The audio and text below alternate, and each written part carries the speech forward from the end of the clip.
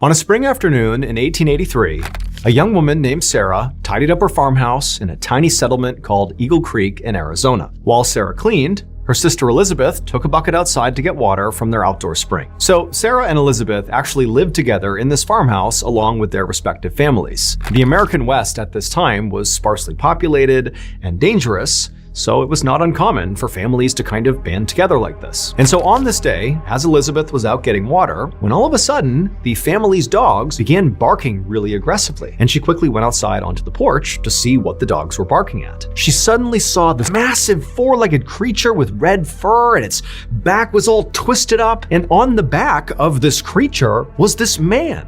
His face was horrible and sunken, and his mouth was in this huge grin. Instinctively, she just turned, bolted inside the house, barricaded the door with the kitchen table, and then rounded up the four kids and sat in the kitchen, huddled over them. But as she was doing this, Sarah suddenly heard this blood-curdling scream come from somewhere outside. Her sister was out there getting water. That scream almost certainly came from her sister, her and Elizabeth's husbands. They had come back from herding the sheep, and they're calling into her like, hey, what's going on here? Let us in. And so the two husbands are immediately so concerned. They have no idea about the validity of the story, but Elizabeth is gone. They have to go find her. As they're calling out for Elizabeth and not getting a response, they just took off running.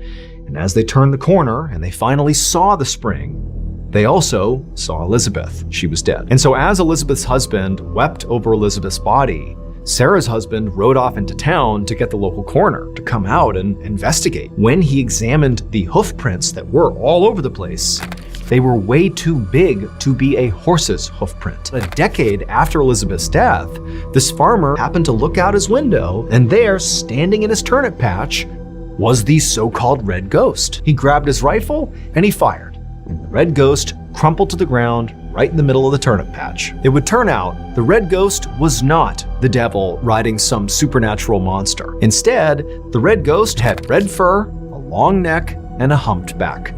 It was a camel. But this camel alone was not responsible for scaring the people of Arizona. What terrified the people of Arizona and created the legend of the red ghost was the rider of the camel. There was a person on the back of that camel. The devil on the back of the camel was a man's decomposing corpse. And because he was a decomposing corpse, his flesh and eyes had rotted from his face. We don't know who this man was or how exactly he died. All we know is he was riding this camel escaped, and then this camel just roamed around Arizona for years with this corpse on its back.